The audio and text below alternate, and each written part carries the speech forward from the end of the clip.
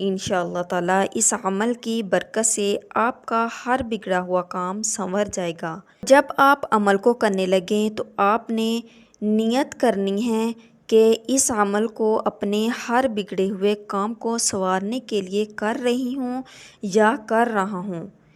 آپ پانی کے اوپر اس عمل کو پڑھ کر پھونک ماریں۔ جب عمل مکمل ہو جائے تو پانی کو 3 سانس میں پی لیں۔ اگر آپ یہ عمل اپنے گھر میں موجود کسی مریض کے لیے کر رہے ہیں تو آدھا گلاس پانی کا خود پی لیں اور آدھا گلاس مریض کو پلا دیں۔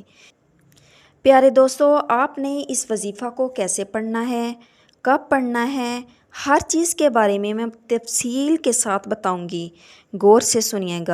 آپ نے جب عمل کرنے بیٹھنا ہے تو ایک پانی کا گلاس اپنے پاس رکھ لینا ہے۔ اس وظیفہ کو آپ نے یا تو نماز فجر کے بعد پڑھنا ہے یا رات کو سونے سے پہلے کسی بھی وقت پڑھ سکتے ہیں، لیکن اگر آپ ان دونوں اوقات میں کسی بھی مجبوری کے تحت نہیں پڑھ سکتے تو پھر آپ دن میں کسی نماز کے ساتھ یہ وظیفہ پڑھ سکتے ہیں یا پورے دن میں کسی بھی وقت اس عمل کو، اس وظیفہ کو کر سکتے ہیں۔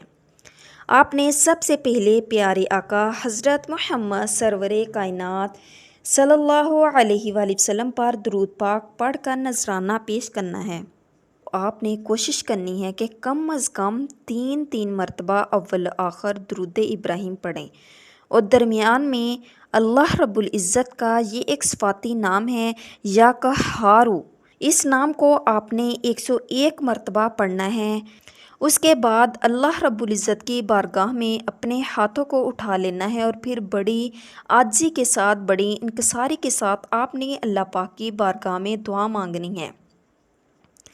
پیارے دوستو، اس عمل کو آپ نے مسلسل 21 دن تک جاری رکھنا ہے۔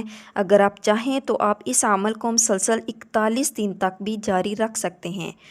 پیارے دوستو، اللہ تعالیٰ سے دعا ہے کہ اللہ تعالیٰ اس بابرکت کلام پاک کے صدقے ہم سب کی تمام مشکلات کو حل فرمائے اور ہم پر اپنی خاص رحمت نازل فرمائے، آمین۔ اللہ حافظ۔